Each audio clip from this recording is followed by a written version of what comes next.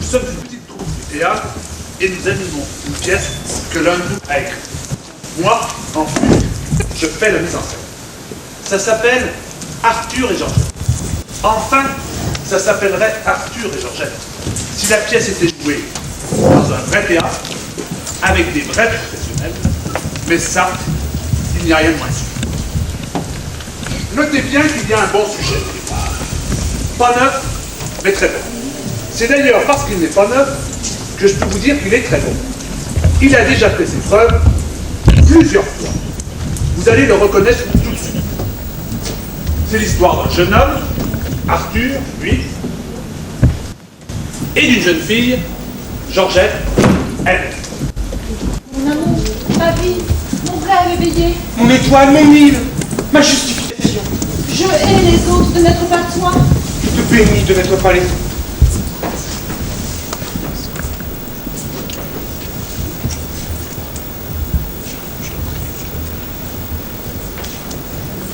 Voilà. Pas besoin de vous faire un dessin. Il s'aime.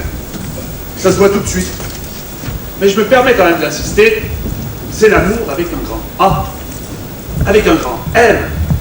Avec tout de grand. Amour unique. Amour sublime. Amour de légende. Mais amour impossible. Ah ben oui. Sinon il n'y aurait pas de pièce.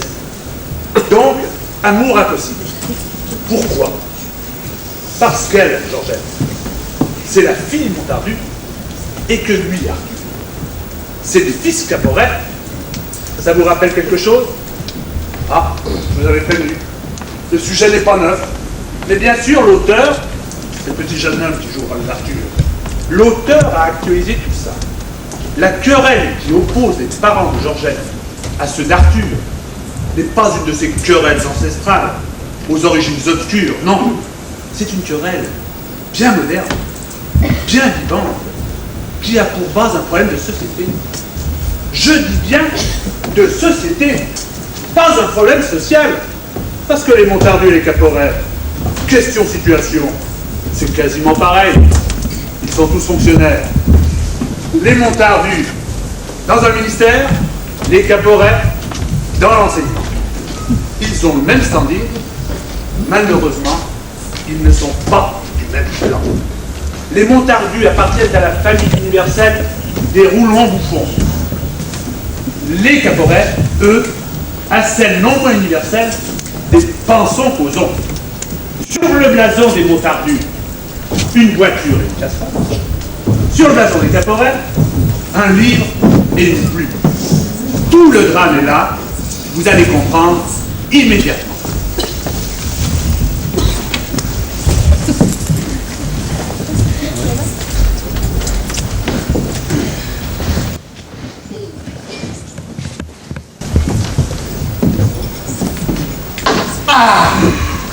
Encore que les intellos n'auront pas. Oh papa, ne dis pas des choses comme ça.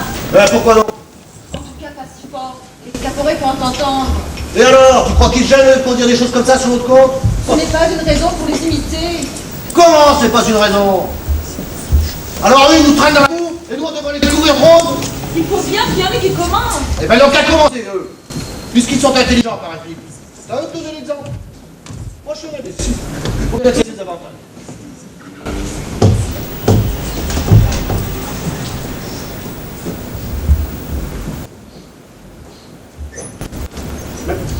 C'est effrayant. Le mur sans la sardine. Tu sens d'aussi loin? Mais non, le mur de Sartre, je suis en train de le relire. Oh, ça m'étonnait aussi. Ah, vraiment, les Montardu se sont distingués. Oh, si l'on peut dire. Le terme de distingue, appliqué à ces roulons bouffons, est donc carrément antinomique. C'est un peu ce genre de réflexion, mais personnellement désagréable. Et le genre de réflexion qu'ils font, eux, sur notre compte, ça t'est agréable? Pas davantage. Vous développez les uns et les autres un processus d'escalade pareillement détestable. Il faudra bien que ça s'arrête un jour. Ils n'ont qu'à arrêter. Pourquoi pas vous? Parce que ce n'est pas à nous, intellectuels reconnus d'utilité publique, de baisser pavillon devant les imbéciles notoires. Parce que l'esprit n'a pas à capituler devant les vents.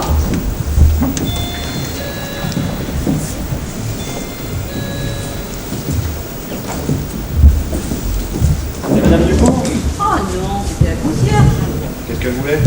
Monsieur Carloret s'est plaint que nos odeurs de cuisine les avaient incommodés. Quoi? Ils n'ont pas aimé nos succulentes, nos moelleuses sardines grillées. Ni l'ail que j'ai fait revenir pour les moules farcies.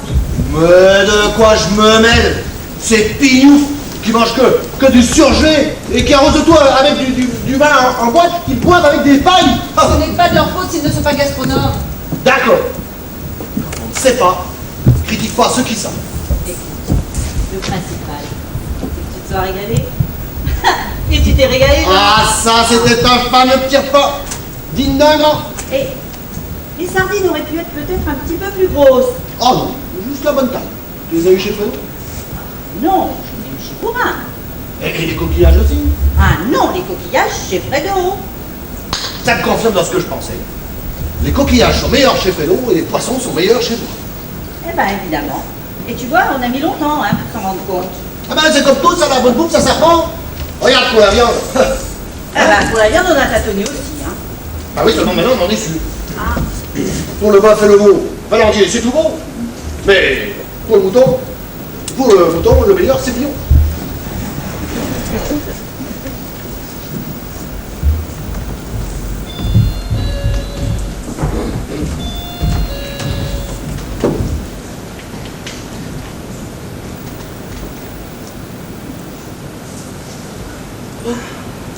Qui a sonné? La gardienne. Elle venait nous apporter un paquet que Karsoff a déposé pour nous. C'est son nouveau manuscrit. Enfin, la nouvelle mouture du même manuscrit. C'est au moins la 10e. Non, la 11e. Est-ce qu'il a changé son titre? Ah non. C'est toujours la transcendance de l'embois sur le surbois. C'est dommage. Je trouve ça un peu commercial. Oh, Oh si, un peu racoleur par rapport à l'importance du sujet. ah, mais ça, c'est le défaut de Karsoff. Il a un côté fondamentalement léger, et dès qu'on ne le jugule plus, il tombe dans la facilité. C'est vrai. Dans sa dernière version, il s'était laissé aller à des concessions impardonnables au niveau du style. Et du vocabulaire. Assez simple. Il y avait des passages entiers qu'on n'avait pas besoin de relire pour les comprendre. Tu te souviens? Ça nous avait frappé. Ça me frappe encore plus maintenant que je viens de relire le livre de Dupont-Strauss. Les infrastructures de la civilisation tibétaine du XIIe siècle à nos jours. Oui, là il y a une vraie rigueur formelle. Et pourtant, c'est un livre de divertissement. Oh, Oh si, malheureusement, Dupont-Strauss achoppe au niveau de la pensée. ce qui n'est pas le cas de Karsoff. Ah non, et c'est pourquoi maintenant, j'en suis sûre, pour la dialectique, Karsoff est le meilleur. Mais pour la technicité linguistique, Dupont-Strauss est le plus fort.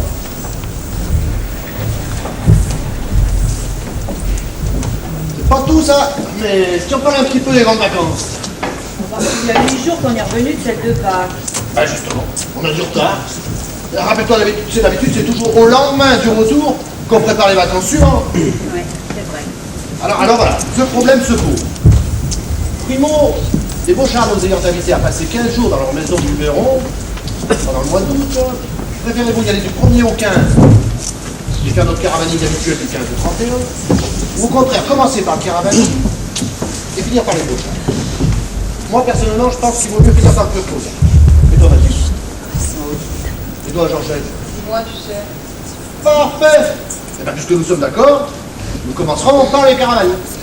Et c'est là que se pose la deuxième question. Vers où dirigerons-nous nos pas? Nos pneus. Moi, je voudrais bien aller en Espagne. Pas question du bouffal. Pas forcément, la paella, c'est bon. Bah, si tu veux bouffer de la paella, mais ta mère t'en fera. Les spécialités étrangères, j'en étais mieux en France. J'aurais voulu voir l'Andalousie, Séville, Cordoue, Cadix, Mais on a déjà vu tout ça dans les opérettes de Lopez. Papa, Grenade, les jardins d'Alençon. Ah, on va pas se taper 2000 km pour aller voir des jardins, alors qu'il y a celui du Luxembourg à 2 stations de métro. Non, quand on voyage, c'est pour se dépayser. C'est pour ça que moi, j'avais pensé à la Lozère.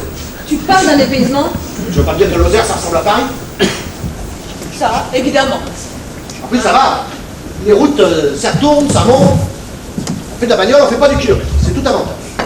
Ou alors on pourrait s'installer pendant 15 jours dans un petit coin tranquille et puis en bouger. Et la bagnole? Mais c'est ses vacances, elle aussi. Faut bien qu'elle roule. Et pour ça, la Lozère, c'est l'idéal. Ni trop loin, ni trop haut. Trop humide. Et en plus, ça nous permettra de laver à l'eau de cuisine. C'est excellent pour la carrosserie. Sinon, je dirais mes rhumatismes, hein. En tout temps.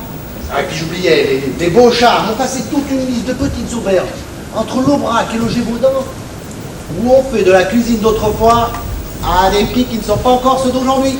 Alors ça, c'est intéressant. Tellement que ça ne va pas durer, tu comprends? Eh ben, c'est une occasion à saisir. Voilà! Alors je dis saisissons-la. Une fois, 2 fois, 3 fois. Ah, jugez pour la Lozère. Et c'est alors qu'il faut régler l'autre problème. En attendant, on va parler un petit peu du 1er mai. Bon, il y a 15 jours. Erreur! Erreur, c'est un jeudi! Il y aura le pont, ça en fera 4. Et pour peu qu'il y ait la grève le lundi, ça en fera 5. Bon, on pourrait peut-être aller à Louviers chez ma mère. Oui, bouffe mal. Non, moi j'avais pensé qu'on pourrait accompagner les Beauchards. Ils font un circuit touristique du côté de la Loire. Oh oui, les châteaux! Chambord, Chenonceau, Azerido! Bah non, les pinards! Pouilly, Sancerre et Champigny-Saulu!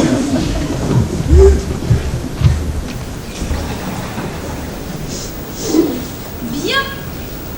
Comme vous le savez, le ministère de l'Éducation nationale a fixé cette année les congés scolaires du 28 juin au 15 septembre.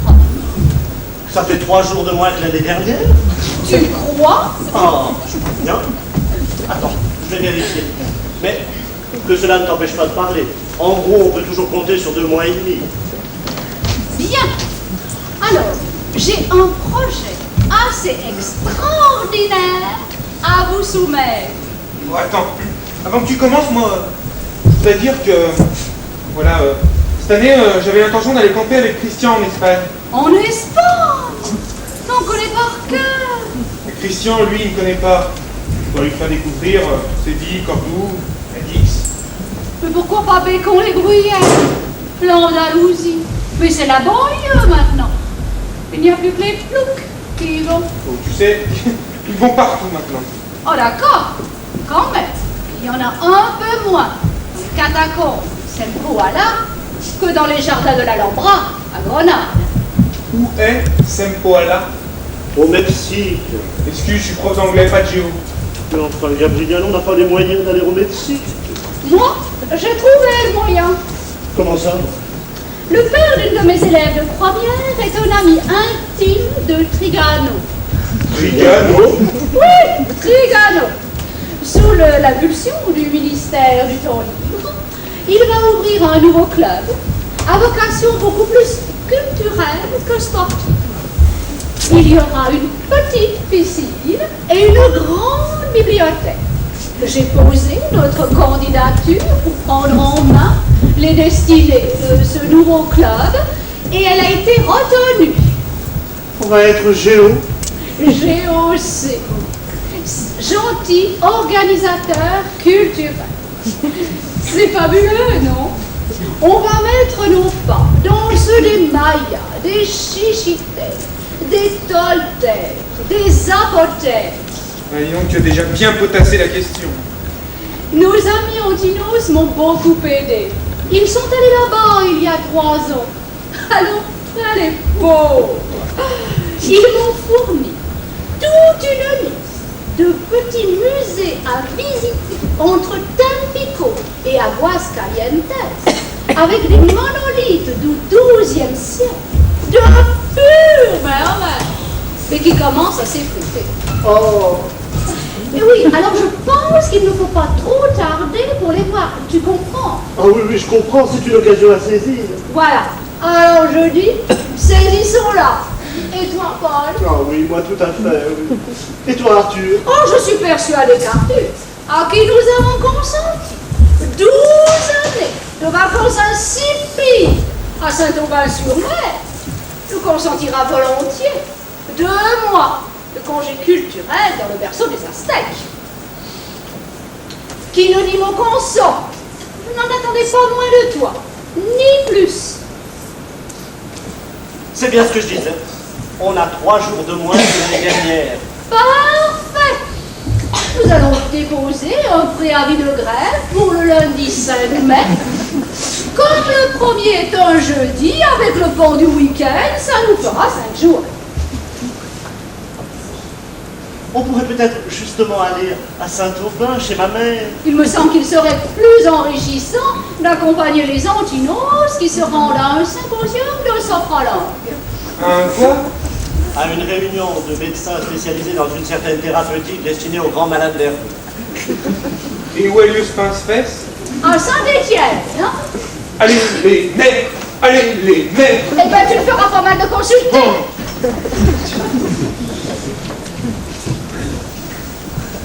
Voilà, le décor est planté, les personnages sont posés, le drame va pouvoir se jouer.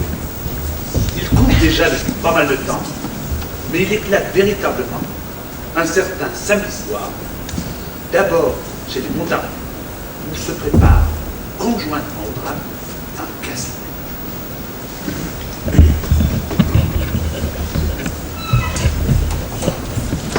Georgette, ta mère a pris vers l'écho, ça t'occupera. Je suis occupée, je lis Tu dis quoi? une pièce de théâtre que Patricia doit jouer avec une troupe d'amateurs. C'est rigolo au moins. C'est Roméo et Juliette dans une version modernisée. Pas sûrement moins rigolo quand le film qu'on a vu hier soir avec ton père. Qu'est-ce que c'était? Les fêlés du pot. Écoute, je vais te dire, je riais tellement. J'en pleurais. À un moment, il y a le comique, pour échapper au commissaire, il se plante dans une basse-cour. Puis pour pas qu'on le voie, il imite les poules.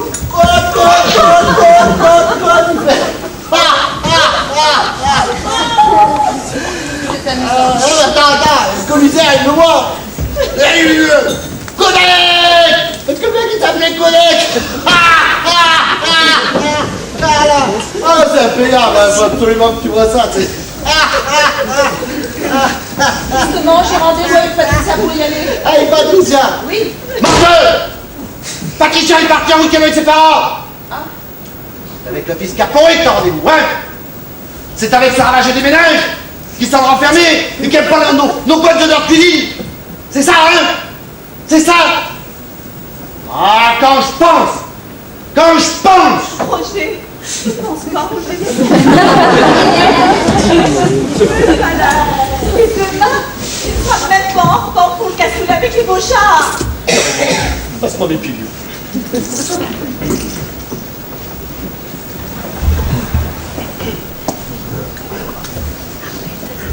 Qu'est-ce que vous êtes allé voir hier soir à la cinémathèque?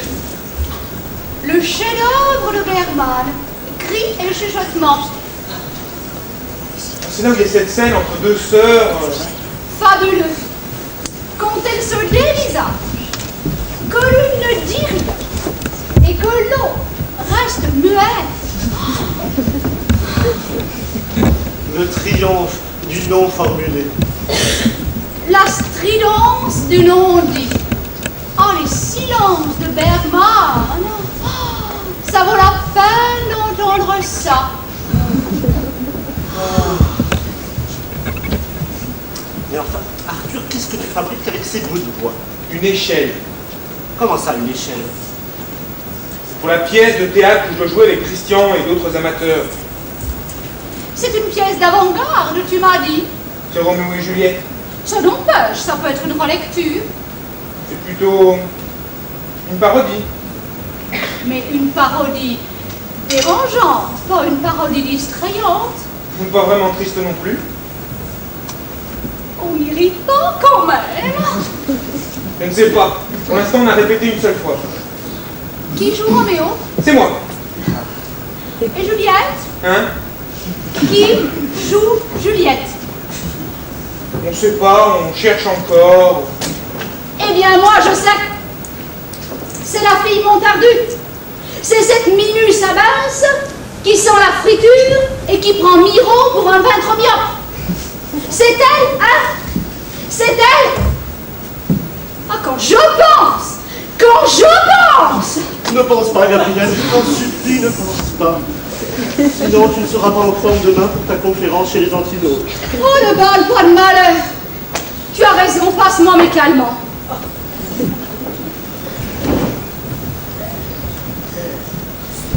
Demain, moi, je comptais aller répéter la pièce avec Christian et tout.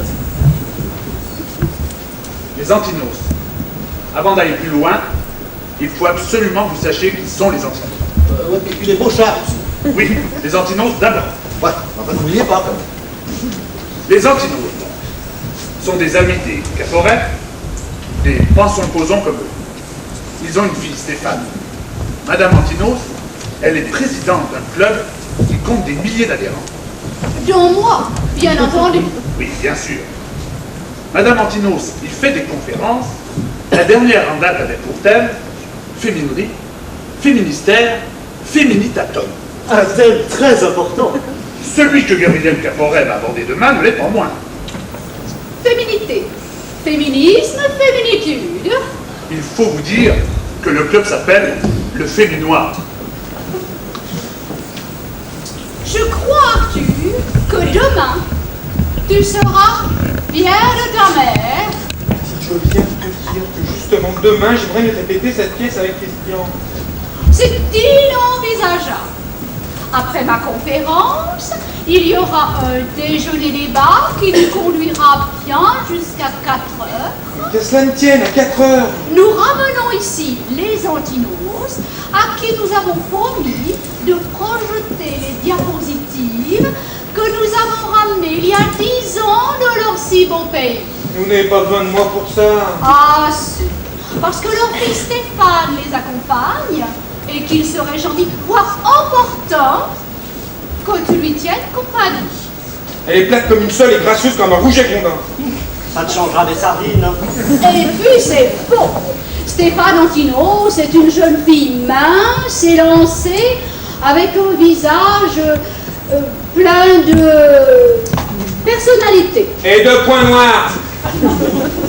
Moi, je te jure, si j'étais un homme, ce qu'Alieu me plaise, je préférerais sa tête pleine et ses fesses creuses que le contraire de certaines autres. Écoute, à 22 ans, on en est tous là. Et puis, elle a de l'avenir, cette petite. On en est tous là. Oui, mais à 22 ans, tout le monde n'est pas responsable de la page sociale dans un hebdomadaire. À petit tirage. Mais à grande influence, crois-moi. Elle ira loin, Stéphane. Je lui souhaite, mais sans moi. Enfin, tu ne vois pas que tout vous rapproche? Votre famille, votre éducation, vos goûts, jusqu'à vos prénoms. Nos prénoms. Eh bien oui. Quoi?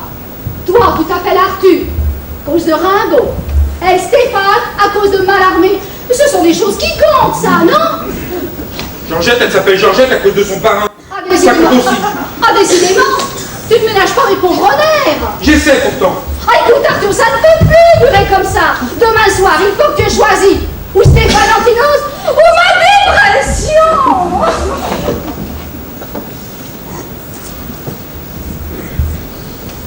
Choix redoutable. Vous n'avez pas parlé des Beauchards? J'allais le faire. Ah bon? Choix redoutable et identique à celui devant lequel Georgette Montardu va se trouver dans quelques minutes. En effet, les Beauchards, amis des Montardu et roulons de bouffons comme eux, ont 2 fils. Bête et vilain. Pas du tout.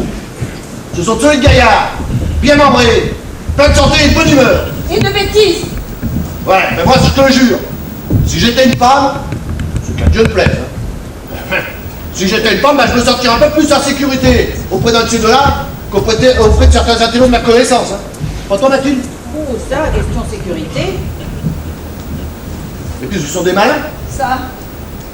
Ben quoi? Un qui a 27 ans va rentrer comme chef cuisinier dans un 2 étoiles. Et l'autre à 28, qui s'est réparé un moteur de bagnole comme personne. Et en un an, qui a doublé le chiffre d'affaires du garage paternel. C'est pas des malins, ça? Dans un sens, Roger a raison. 2 jeunes gens qui vont téter jusqu'à plus soif. Les 2 intarissables mamelles de la France. La bouffe et la bagnole, ce sont des malins. Et comme ces deux malins sont amoureux de leur fille, les Montardus n'ont évidemment qu'une idée, qu'elle les épouse. Enfin, un des deux. Évidemment. Ouais, n'importe lequel, ils ont la même valeur. Et le même cerveau. Ah, écoute, Georgette, il faut que tu choisisses. Pour l'un ou pour l'autre. Moi, je veux pas t'influencer. Mais enfin, papa, tu sais bien que... Oui, je sais, que rien ne presse. Seulement, des occasions comme celle-là, ça se trouve pas tous les jours entre les roues d'une deux chevaux. Encore heureux. Tu devrais aussi penser que nous ne serons peut-être pas toujours là. Surtout moi, avec mon cœur brin de ballon. Et que tu ne ménages guère en ce moment. Je sais pourtant. Ah, écoute, Georgette, ça peut plus durer. Demain soir, faut que tu choisis. Ou les fils Pochard, ou mon affaire.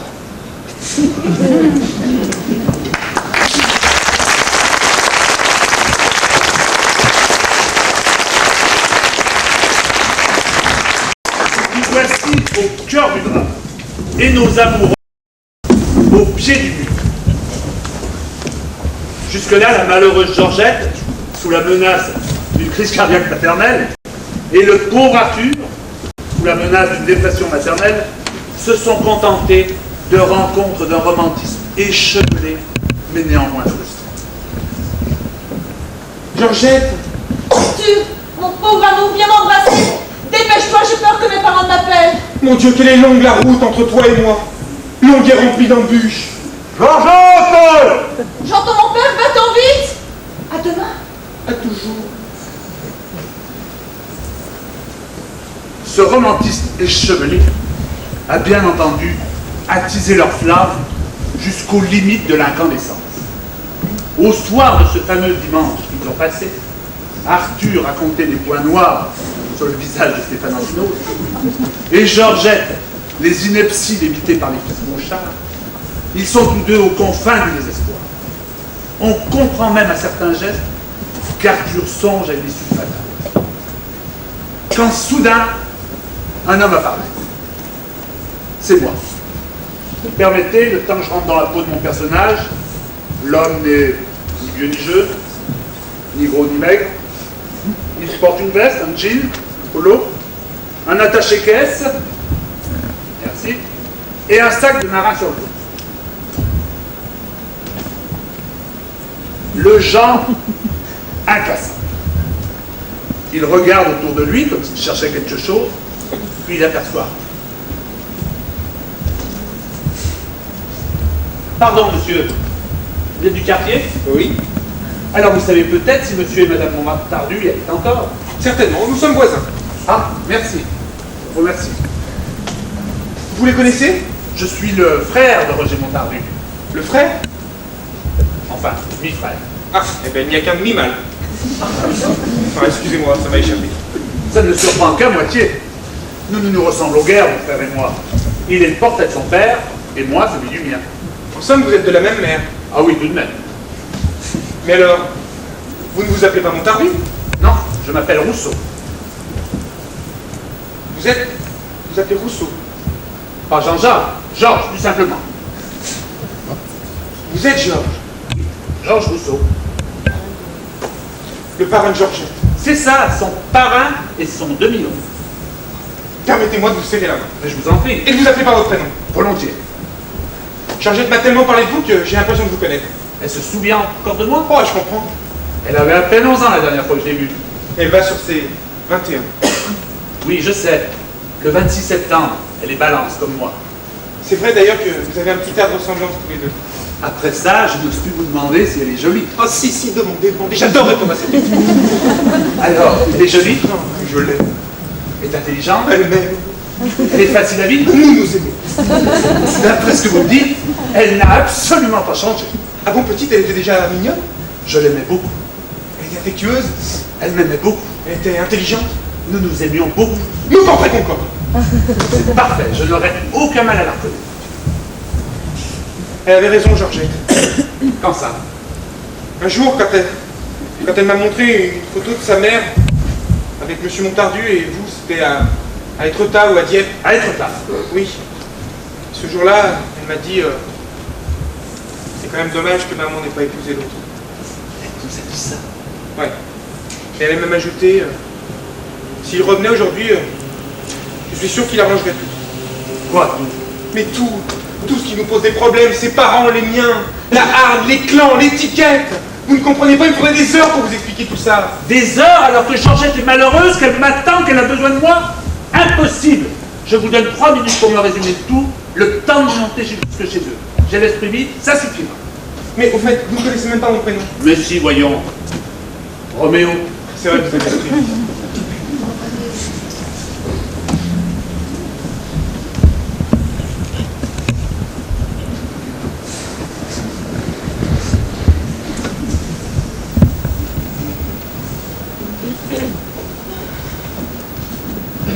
Alors, elle est dans sa chambre? Oui, elle est couchée. T'as fermé la porte à clé? Oui. Donne.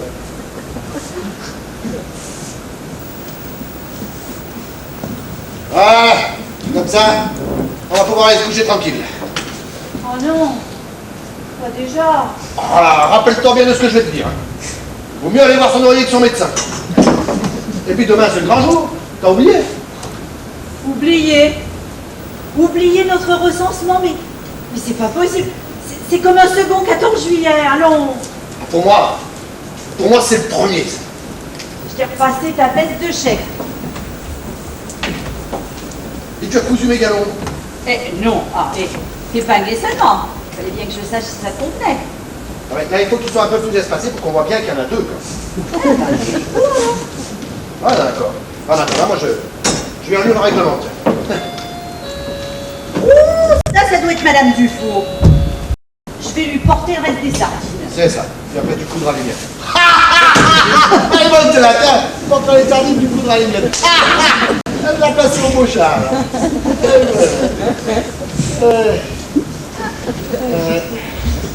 C'est pas le règlement, mais enfin, c'est beau quand même. Tiens. Tiens, ce qu'on voudra. Roger, Quoi? Georges, ton frère. Mon demi-frère. Mais c'est pareil. Ah non, excuse-moi, mais c'est la moitié pareil. Je vais finir par croire que c'est même totalement différent. Ouais, bon, bah quoi? Qu'est-ce qu'il a encore fait, cet andou? Il est revenu. Georges! C'est gentil de me reconnaître après tant de temps. Oh, Georges, tu n'as pas... Toi non plus, Mathilde. Toujours aussi indulgente. Même un petit peu plus que toi. Mais moi, j'étais dans le sel. Ça conserve, c'est bien connu. T'étais dans le sel? Dans une mine de sel? Non, plus simplement dans l'eau salée. Pendant 10 ans.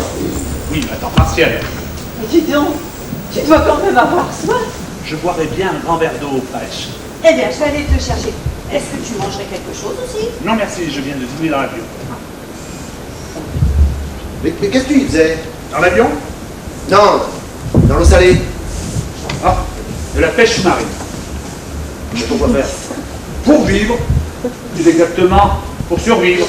Pour vivre, jamais le reste. Quel reste? Le soleil, la nature, l'amour, la méditation. Et puis ça, surtout ça. Un stylo. Apparemment, oui, mais il ne faut pas se fier aux apparences. Pas un stylo? Non, c'est mon psychanalyste personnel et portatif. Je lui dis tout, il ne me répond rien, et je me sens beaucoup mieux après. Voilà, tu n'as vraiment pas changé. Merci. Dis donc, tu aurais pu t'en servir pour nous donner tes nouvelles. Bah, le temps qu'elles arrivent, J'étais loin. ça dépend d'où. Ouais, loin d'ici, elle veut dire. J'avais compris. Oui, très loin. Et en vérité, je ne comptais pas revenir. Alors, pourquoi es-tu revenu? Mon stylo était vide. Et il n'y avait pas d'encre là où t'étais. Il ne marche pas avec de l'encre. T'avais quoi, alors? Ce serait trop long à t'expliquer et nous avons des choses plus importantes à nous dire. Ah oui. Et d'abord, est-ce que tu comptes rester? Oui, j'ai besoin de mes racines. Et j'ai l'âge des retours, l'âge des souvenirs. Pas de délire, tu restes, oui ou non? Pour le moment, oui. À Paris. Ah oui, Et où vas-tu habiter? ici. Chez moi? Chez nous? Mais il n'y a pas de place. Bah, si, enfin, et la chambre de ton père. Tu sais, il nous a quittés il y a 6 ans. Oui, je sais. Mais comment tu te sais là? Par un de nos voisins que j'ai croisé en bas. C'est ça. Un jeune homme extrêmement sérieux. C'est le fils. Eh ben Caporé quand même. Il m'a proposé de partager sa chambre avec moi, si pour une raison ou pour une autre, vous voulez... Mon frère chez les Caporé. Oh bah c'est ça le problème ça. T'as qui t'a préparé la chambre du fond? Oui, tout de suite. De toute façon, ce n'est que provisoire. Je déménagerai dès que j'aurai de l'argent. Parce que tu n'en as pas. Pas tellement, hélas. Arrête. Et tu comptes t'en procurer comment? Pendant les produits de ma pêche. Ça revient des poissons. Non, un livre. Vous voulez parler de la pêche au stylo, pas à la palindrote. De la littérature maintenant. Mais tu crois vraiment que c'est un moyen d'existence? En tout cas, c'est un moyen d'exister. Et puis ça ou autre chose, ne t'inquiète pas, je me débrouillerai. Il y a plus de 30 ans que je me débrouille. Tu t'es toujours cru plus malin que les autres. Ça dépend quels autres. On est toujours malin par rapport à certains et idiot par rapport à d'autres. L'intelligence de notre vie. Ah non. Ça. Depuis quand? Ah ben depuis le recensement. L'étiquette a simplifié tout ça. Quel recensement? Quelle étiquette? Enfin tu vas pas me dire que t'étais pas au courant. Comment veux-tu que je débarque? Enfin ça fait du bruit quand même au-delà de nos frontières. J'étais dans le monde du silence. Ouais mais enfin, en venant de l'aéroport, t'as bien croisé des gens. Oui? Et t'as pas vu qu'ils portaient une étiquette là? VC, JC, VC, SC. Oui, j'ai vu, j'ai cru qu'ils appartenaient à des clubs et que c'était leur insigne. Mais c'est pas l'abréviation de club. De quoi alors? Mais de con. Eh ben oui, JC, jeune con, BC, bras con, SC, sale con, BC, vieux con. Ne regardez pas le voisin. Ouais, mais ils ont dû te donner une carte de public étranger. Une carte? Oui, une carte blanche avec un liseré rouge. Ah oui! Je l'ai mis dans ma poche, je pensais que c'était une publicité. Oh, bah, voilà. On t'aurait contrôlé, tu l'aurais jeté, on te contrôlait, on t'arrêtait. Le petit Caporé n'en avait pas, une étiquette. Ouais, sûr, si, mais elle doit être cachée sous les chats. C'est possible. Bon, c'est certain, il doit être plutôt 2 culs dans la famille. Pourquoi? Tu parles, ce sont des i. Des i? Bah oui, des i. Il n'y a pas de blessés? Ah non, il y a aussi les i. Des idiots? Mais non, les intellectuels. Ah ça, je n'ai pas rencontré dans la rue. Ah ouais, c'est qu'ils sont beaucoup plus rares que les autres, c'est ça. Et eux aussi sont subdivisés comme les autres, en jeunis, saplis, vieux-i, bravi. Non, les intellectuels sont des intellectuels, c'est tout. Le reste des notions se rattachent à des choses bassement humaines qui ne les concernent pas. C'est insensé. Comment peut-on réunir, sous une même étiquette, des êtres aussi différents qu'un vieil intellectuel de gauche et un jeune intellectuel de droite? Mais il n'y a plus d'intellectuels de droite. Bah non, on les a recensés sous les 50 comme moi. Parce que toi tu es Ah bah c'est un ST, puis j'en suis fier. et Mathilde. Mais c'est Ah, exactement. le B est bien mérité. Et Georgette est une JC. Et ton père a dû être un vieux C exemplaire. Il aurait été là s'il n'était mort avant le premier recensement. Il y a 7 ans. Quel recensement? Le recensement pour l'étiquette. On en a eu 2 depuis. Le prochain a lieu demain. Demain? Mais oui, demain tu auras ton étiquette. Alors ça m'étonnerait. Mais par simple curiosité, j'aimerais bien savoir qui est le plus haut de décréter qu'on est un I ou qu'on est un C. L'ordinateur. Ordinateur, une machine? Une merveille, tu veux dire. Tu remplis ta fiche de renseignement. Et tu la glisses dans l'ordinateur. Ce nerveux. Il digère tout ça. Et quelques secondes plus tard, il rend son verdict. Tu es tranquille, il n'y a pas de problème. Mais si j'estime mériter une autre étiquette, il n'y a toujours pas de problème? Ah non, il n'y a pas de problème. Tu as tort. L'ordinateur ne se trompe jamais. L'erreur est humaine, pas mécanique. Si néanmoins je suis persuadé du contraire, qu'il y a erreur, je peux me plaindre et demander la révision de mon code. Ouais, mais ça je te le conseille pas. Hein. Tous ceux qui l'ont fait l'ont amèrement regretté. Pourquoi?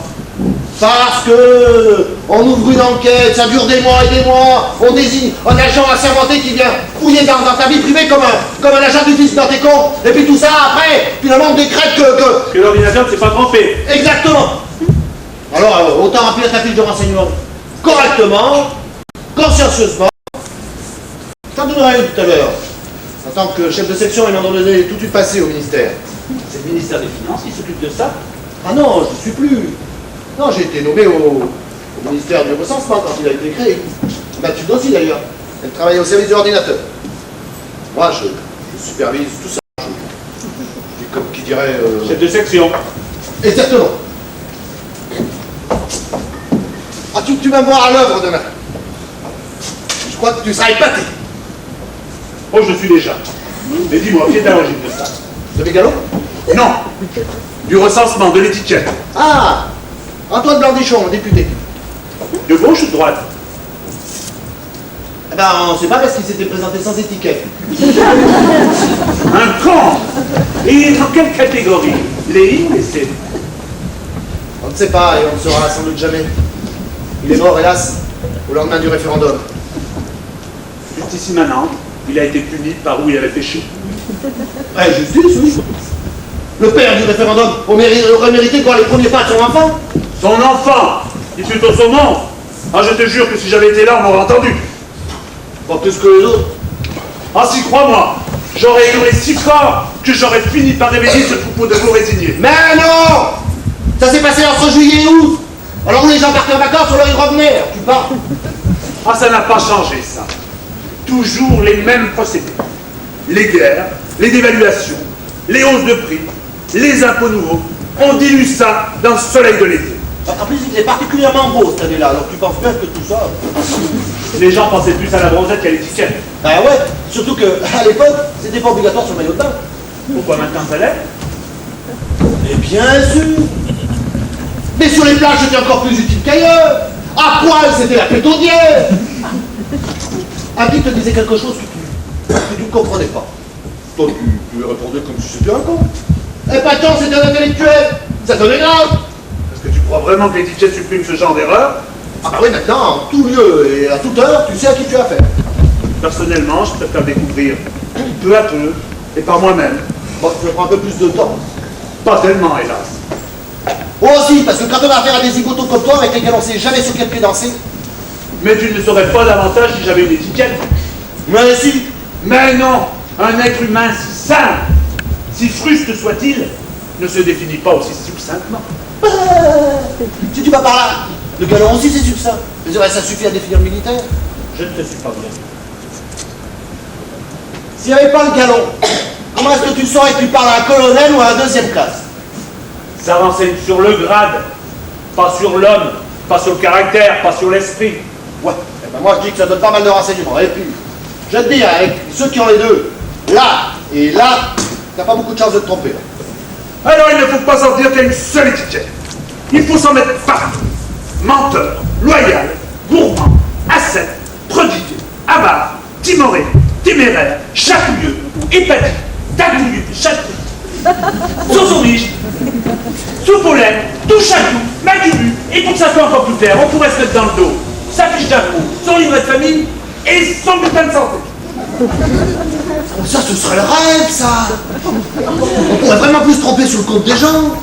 Si, justement, même ligoté par des étiquettes, un homme gardera toujours la liberté de se révéler le contraire de ce qu'il est. Ouais, mais quand même, c'est une bonne idée, ça. On va déjà parler au ministre. Bon, ça y est, ta chambre est prête. Tu peux y aller quand tu veux. Merci. Là, on dirait que tu es en colère. Je l'étais, mais depuis qu'il m'a dit que l'étiquette, je suis vraiment en colère. Ouais, il va falloir qu'il réfléchisse à tout ça, lui, hein. Nous, comme on est fatigués, on va aller se coucher. Et lui, comme il n'a pas sommeil, eh ben, il va réfléchir, tu as jeté ses fiches de renseignement, il y en a là, tu vois. Tu vas pouvoir la remplir tranquille. Sûrement pas. Je refuse de participer à cette absurdité. Absurde ou pas, c'est la loi. Alors ou tu l'acceptes ou tu repars. De toute façon, je me déciderai que demain. Et je ne repartirai pas sans avoir vu ma filleule. Mais c'est passé toi pendant 10 ans ta filleule. Alors elle peut bien s'en passer pendant 10 autres. Moi pas. Elle me ment. Où est-elle? Chut. Attends. Georges, parrain, je ne dors pas. Ouvrez-moi. Roger, ouvre-lui. Ah, elle aussi. Tu lui manques.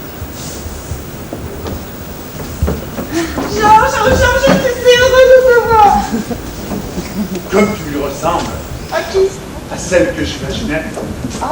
En gros, oui, mais elle était beaucoup plus gaie, beaucoup plus détendue que tu n'as l'air de l'être. Il est vrai elle n'était pas enfermée dans sa chambre à double tour. Non, bah dis donc. Avant tout, les autres ne sortent pas. Demande-lui donc pourquoi je l'ai enfermé dans sa chambre. C'est bien mon intention. Eh ben je vais te le dire, moi. Je vais te le dire. Parce que 2 fois, je l'ai surprise, ici même, les chaussures à la main, en train de rentrer en rendez-vous avec le fils Caporet. Juste 5 minutes. Il avait absolument besoin de parler. Je te crois. Mais demande-lui donc de quoi il avait absolument besoin de lui parler. Je m'en doute un peu. Mais sûrement pas. Mais je vais te le dire, moi. Je vais te le dire. Il avait absolument besoin de lui parler de boulot. Ah bon?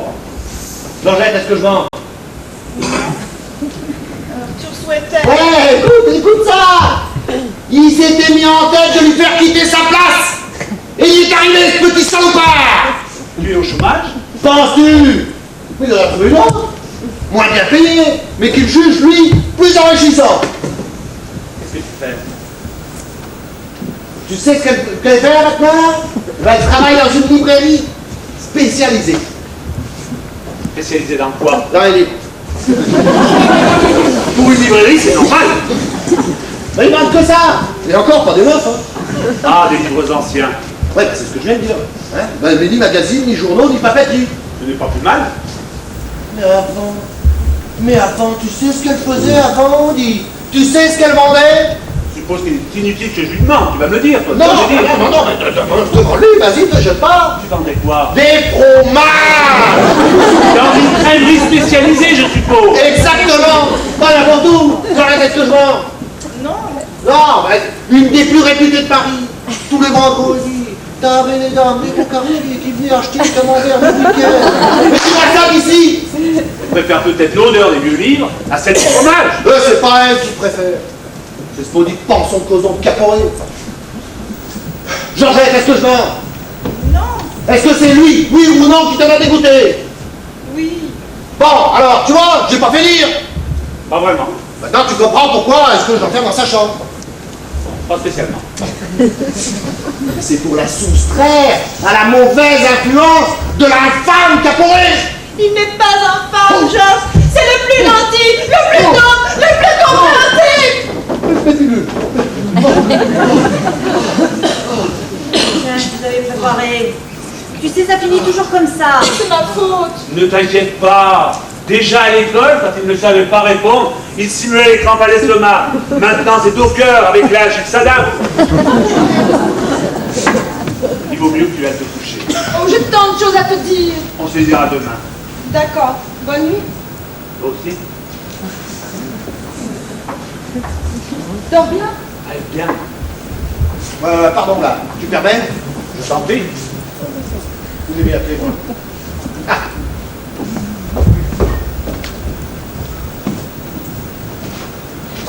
Ah, quel dommage qu'Arthur n'ait pas pu te voir.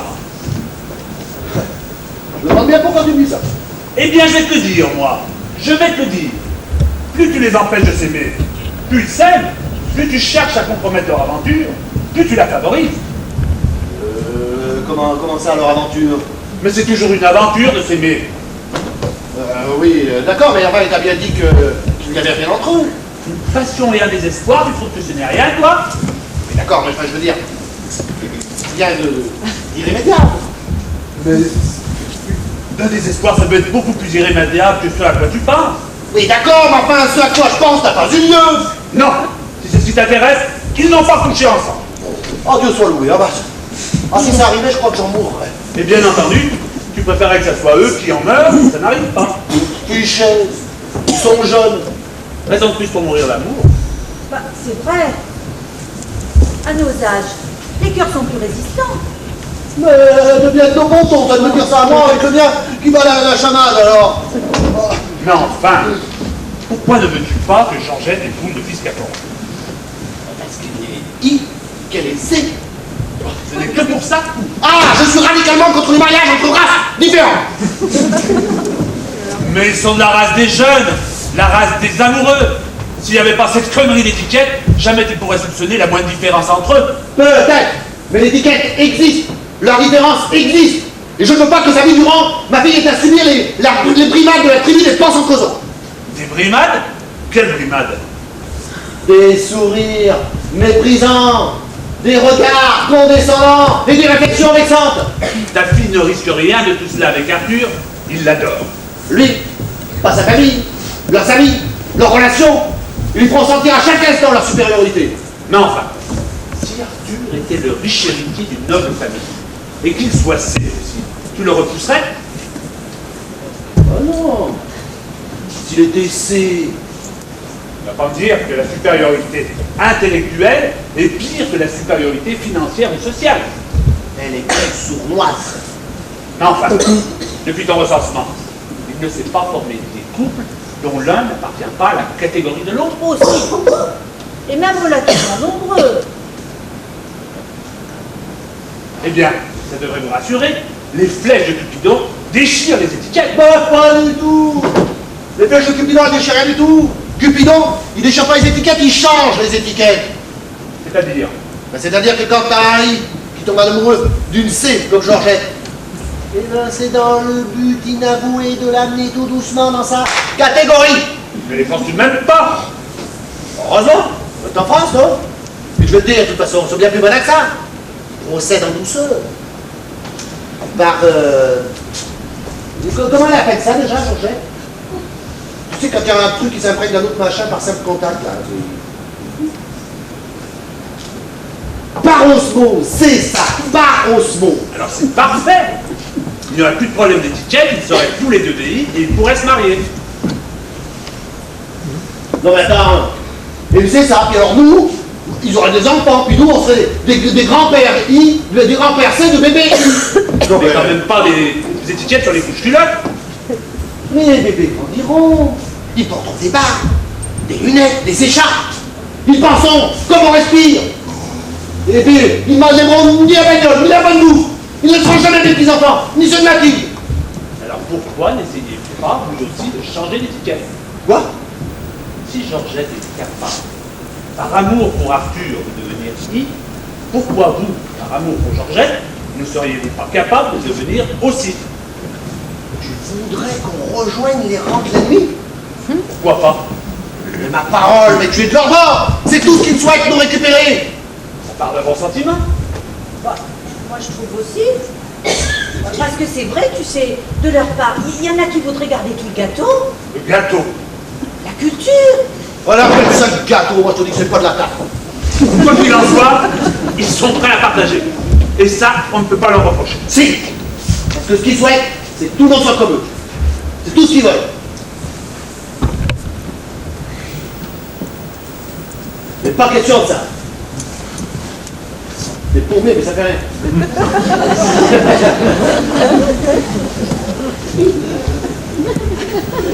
Ils ne les forcent tout de même pas. Hein, on est en démocratie quand même. Non mais, il faut plus malin que ça. Tu sais. Maintenant, tu ouvres la radio, les journaux, la télé, et tchac, à chaque moment, il t'envoie une petite giclée. À dose homéopathique, je pense. Pourquoi tu dis ça? Parce qu'en toute franchise, j'ai pas l'impression que tu sois tellement imprégné. Moi, j'ai fini de regarder tout ça. Maintenant, c'est la belote et la pétanque avec les copains, c'est tout. Et dès qu'ils ne sont pas imprégnés non plus. Mais qui sont pas près de l'être. Hein.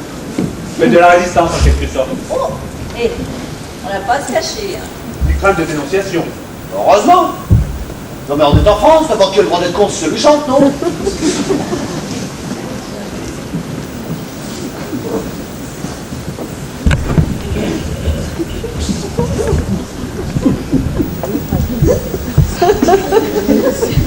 En somme, l'étiquette entraîne une ségrégation beaucoup plus larvée que tangible.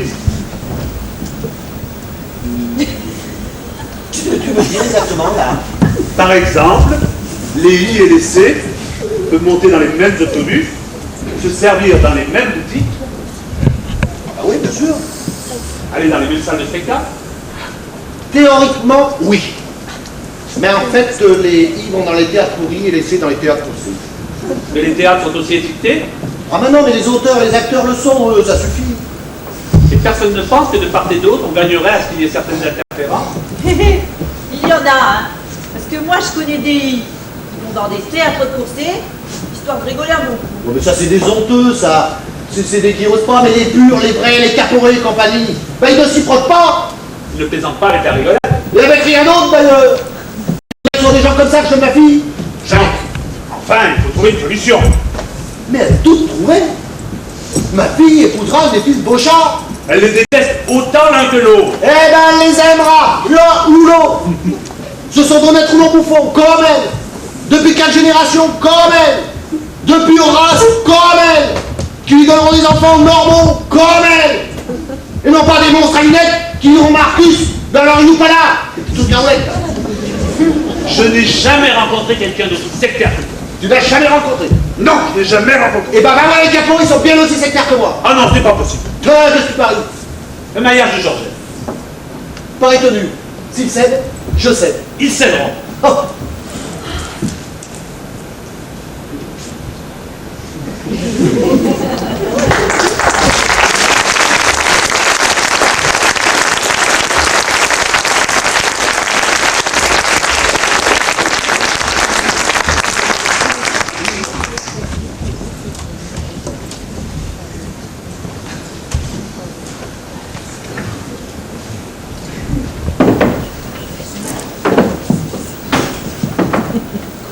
Sublime, hein? Alors,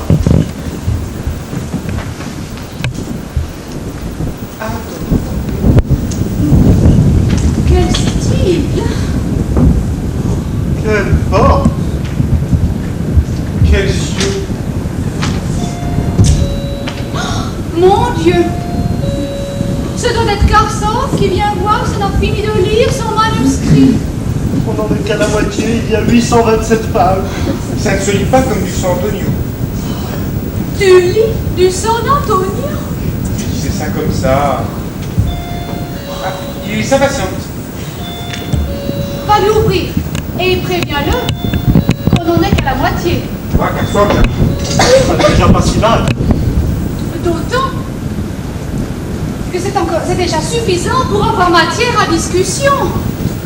C'est une œuvre indiscutable. Indiscutablement. Raison de plus pour en discuter. Bonsoir. Je vous prie d'excuser cette intrusion nocturne. Mais qui êtes-vous? Georges Rousseau, un ami de votre fils. Ah bon, mais... Il est parti chercher des allumettes.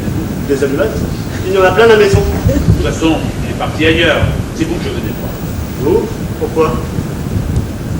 Permettez de m'asseoir. Comme l'écrit si justement dans l'inconfort nuit au cheminement de la pensée. Il a écrit ça quand? Oui, vous vous souvenez pas? Dans la critique de la raison pure?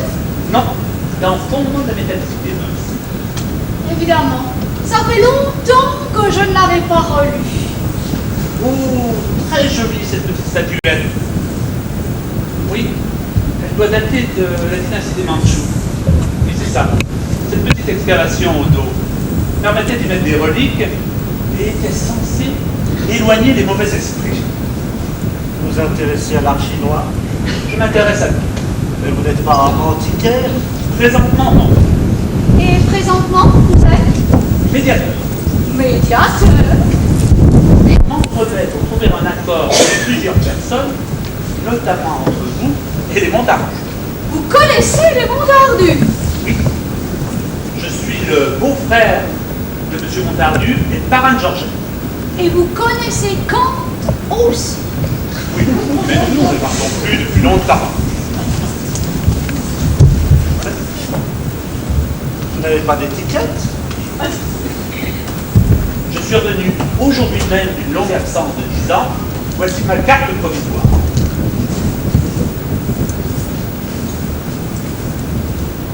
Dans ces conditions, vous ne pouvez pas être médiateur.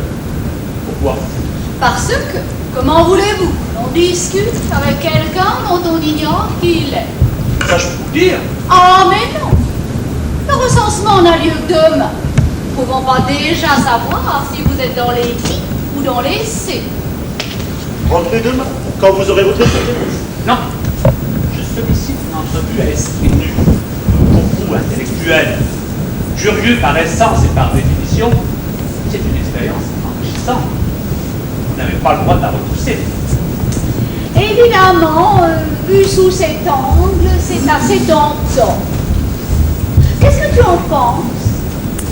Eh bien, je suis d'accord, mais enfin, si je puis me permettre. Eh bien, vas-y, dis, chacun est là pour s'exprimer. Voilà. Eh bien, puisqu'il s'agit d'enrichissement, je me demande si nous ne pourrions pas doubler notre mise en nous enrichissant chacun de notre côté. Toi ici avec monsieur et moi dans la chambre avec Karsov. Pourquoi pas? Personnellement, je n'y vois pas d'inconvénient. Moi non plus. À condition, toutefois, madame, si j'ai le bonheur de vous convaincre, je ne faille pas demain recommencer mon plaidoyer pour convaincre monsieur. Aucun danger. Mon mari n'est pas sexiste. Vous comprenez l'égalité des droits dans le ménage. Quand elle est d'accord, je suis d'accord. Alors je vous souhaite une très bonne nuit, très enrichissante. Eh bien, moi de même. À demain, Paul. Dors bien. Je n'y manquerai pas.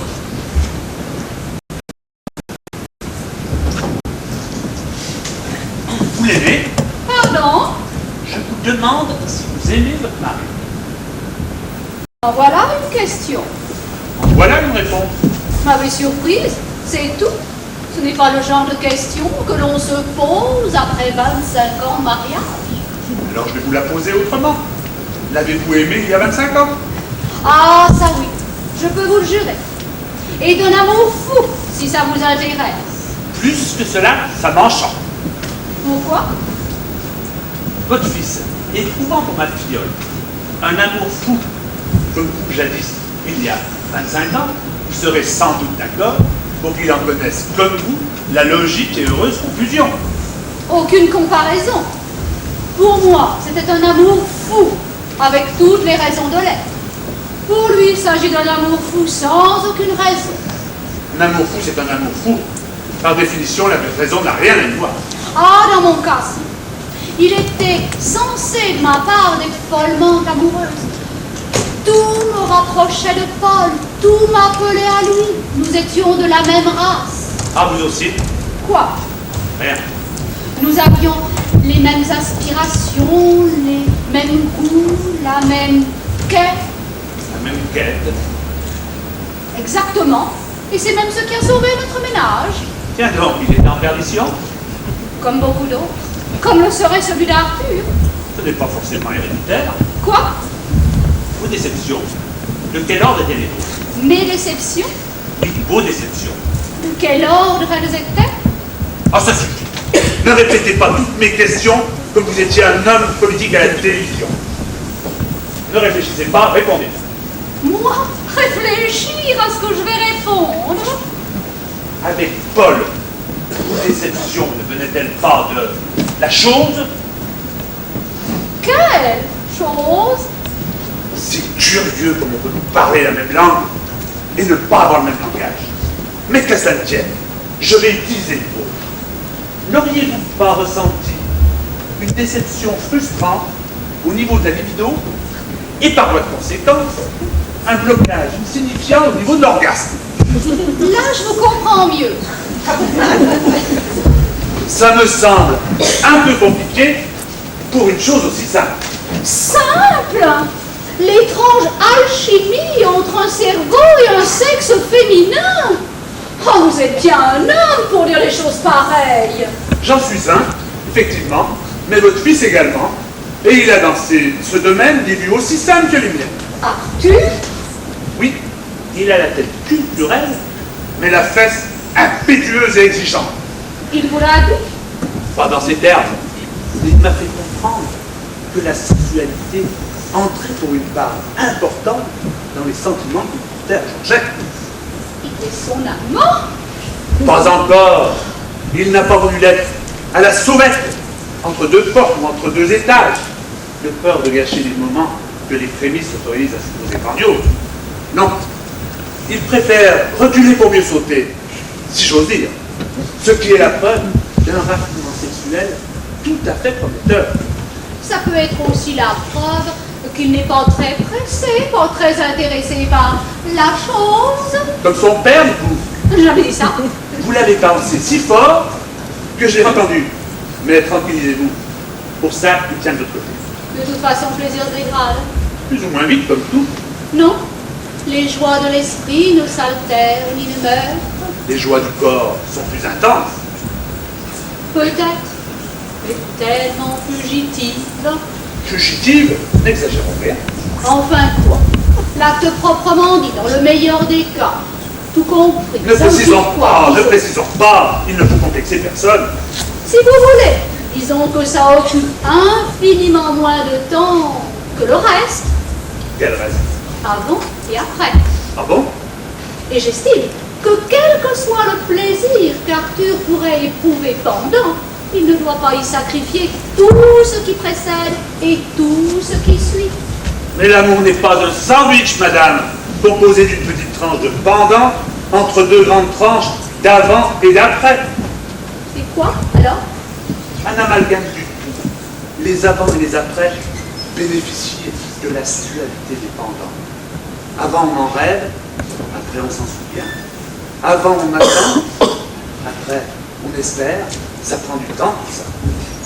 Pas tout le temps, tout de même. Et Arthur aura, croyez-moi, le loisir de s'ennuyer avec votre filleule. S'il s'ennuie, en tout cas, il ne s'en met pas. Soyons sérieux. De quoi pourraient-ils parler ensemble? Il lui parlera, vous l'ignorez, mais les hommes adorent ça. Elle a la tête aussi vide qu'un tambour. Il la remplira. Il formera Georgette, la modèlera, la façonnera. Il sera son Pygmalion. Ça aussi, les hommes adorent. Le dialogue ne s'établira jamais. Ils ne combleront jamais le fossé qui existe entre eux. Elle restera muette. Pensez-vous, elle lui dira plein de choses. Mais quoi? Tu as la raison de vivre. Je te dois tout. Je ne serai rien sans toi. Tu es le plus intelligent de la terre. Je t'appartiens, corps et âme. Je t'aime et t'aimerai jusqu'à mon dernier souffle. Litanie enrichissante pour mon fils. Puisque vous le croyez, ça l'enrichira de tendresse et ça la rassurera. C'est si important de prendre confiance dans les yeux des autres. Moins important tout de même que d'avoir à ses côtés une femme dont la dialectique les prône, les pôle et le transcende. Ça, c'est bon pour son avenir. Enfin, pourquoi faut-il toujours, au nom de lendemain meilleur, imposer aux êtres des aujourd'hui sinistres? Ensuite, ma filleule deviendra la femme que vous souhaitez pour votre fils. Et si c'est